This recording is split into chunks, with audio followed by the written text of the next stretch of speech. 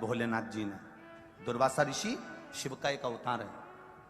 आवाज लगाई, मेहमान रखो मुझे। कोई मुझे मेहमान रख सकता है? कोई मुझे मेहमान रखो। सबको मालूम था इसको मेहमान रखना बड़ा भारी काम है। गुस्सा बहुत तेज आता है, चिड़चिड़ाहट बहुत करता है। दुर्वासा ऋषि बहुत अपशब्द बोल जाते हैं, जरा सी गलती हुई तो श्राप दे जाते हैं। इसलिए दुर्वासा ऋषि को कोई मेहमान नहीं रखा। पूरी द्वारका में 5 दिन से दुर्वासा ऋषि घूम रहे थे, पर कोई मेहमान रखने को तैयार नहीं। भगवान द्वारिकाधीश निकल कर जा रहे थे और द्वारकाधीश ने जैसे ही सुना दुर्वासा जी कह रहे हैं कि मुझे मेहमान रखो, भगवान द्वारकाधीश ने कहा दुर्वासा ऋषि से, चलिए मैं आपको मेहमान रखता हूं। दुर्वासा ऋषि ने कहा, आप मुझे जानते हो ना अच्छे से? भगवान बोले, बिल्कुल जानते हैं। आप जानते हो ना कि मुझे गुस्सा बहुत आता है? भगवान बोले, हाँ जानते हैं। आपको मालूम है ना कि मैं श्राप दे देता हूं? भगवान बोले, हाँ जानता हूं। गलती तो नहीं करोगे? भगवान बोले, नहीं करूंगा। जान करके तो कोई गलती करता नहीं।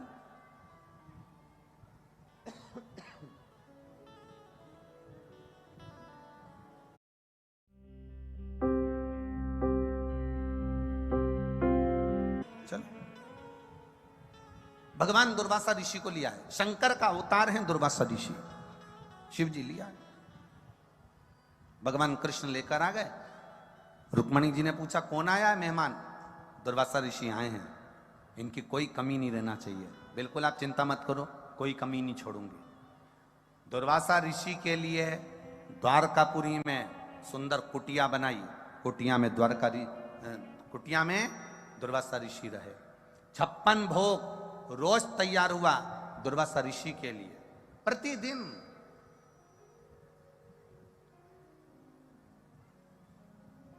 56 भोग तैयार, क्योंकि कब क्या मांग ले कोई भरोसा नहीं।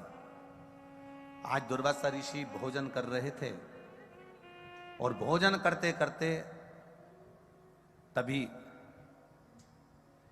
दुर्वासा ऋषि के मन में आया कि चलो कुछ ऐसा करा जाए कि भगवान द्वारिकाधीश भी मुझसे थोड़ा सा चिढ़ जाए। परीक्षा तो परीक्षा है। और दुर्वासा बाबा ने जिस कुटिया में रह रहे थे उस कुटिया में आग लगा दी। कुटिया धधक कर जलने लगी। सारे द्वारकापुर वासियों ने पानी डाल डालकर कुटिया की आग बुझाई। द्वारकाधीश आ गए। कुटिया में आग कैसे लगी, किसने लगाई, सब आपस में बात कर रहे थे। तो इतने में दुर्वासा ऋषि पीछे से आकर द्वारकाधीश के कंधे पर हाथ रखकर कहते हैं, आग मैंने लगाई। तो भगवान द्वारिकानाथ ने पूछा, अपने घर में आपने आग लगा दी, क्यों? भगवान बोले, मेरी मर्जी, क्योंकि मैं तो मेहमान हूं, आग भी लगा सकता हूं। भगवान द्वारिकाधीश ने मन में सोचा, ऐसा मेहमान किस काम का जो आग लगा दे अपने घर में? मैं तो मेहमान हूं, आग लगा सकता हूं, कोई बात नहीं, बुझाओ। भगवान को मालूम पड़ गया द्वारकाधीश को कि परीक्षा ले रहे हैं। आगे चले। इधर तो कुटिया जल रही है, इधर दुर्वासा मामा ने कह दिया कि मुझे भूख लग रही है, मेरे खाने के लिए खीर लेकर आओ। भगवान ने 56 भोग बनवा के रखे तो रुक्मणी जी खीर लेकर आ गई, जो दुर्वासा ऋषि को दी। दुर्वासा ऋषि ने खीर खाई। आधी खीर दुर्वासा ऋषि ने भगवान कृष्ण पर फेंक दी।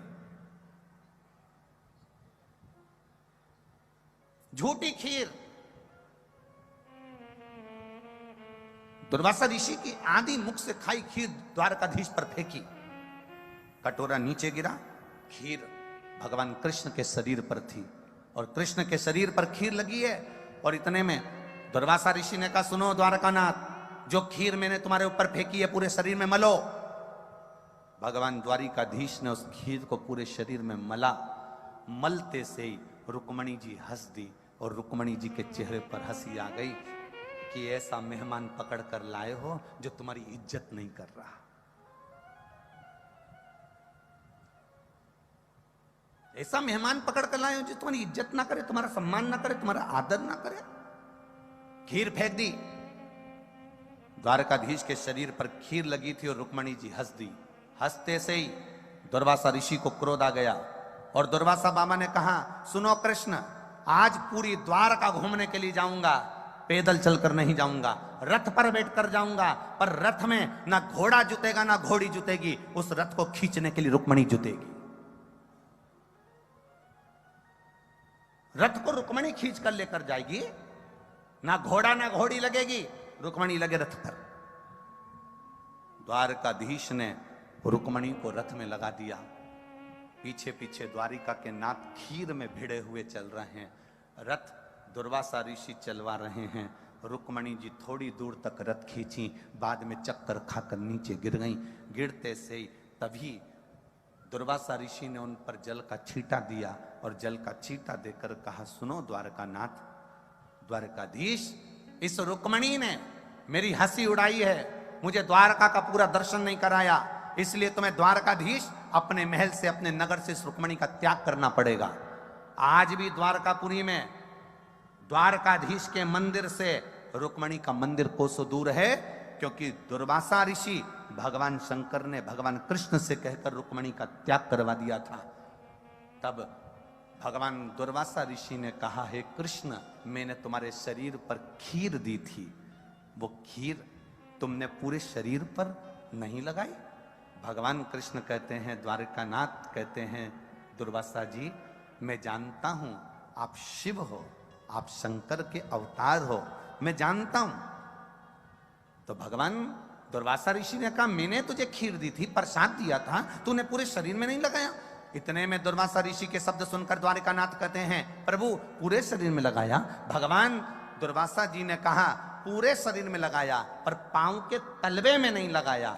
भगवान कृष्ण कहते हैं, संत और गुरु की खाई प्रसादी होती है, प्रसाद को पांव के तलवे में कैसे लेता, इसलिए मैंने खीर को पांव के तलवे में नहीं लगाया। मेरे दुर्वासा बाबा शंकर के अवतार, शिव के अवतार दुर्वासा ऋषि कहते हैं, सुनो द्वारकानाथ, तुमने खीर पूरे शरीर में लगाई पर पांव के तलवे में नहीं लगाई, इसलिए तुम्हारे प्राण छूटेंगे तो पांव के तलवे से छूटेंगे। इसलिए शंकर कवच देते हैं, शिव कवच प्रदान करते हैं। पांव के तलवे में वो खीर नहीं लग पाई थी, इसलिए जरा नाम के व्याघ्र ने जो बाण छोड़ा था वो कहाँ लगा था, द्वारकाधीश के पांव के तलवे में लगा। जम के बोलो जरा, कहाँ लगा, पांव के तलवे में।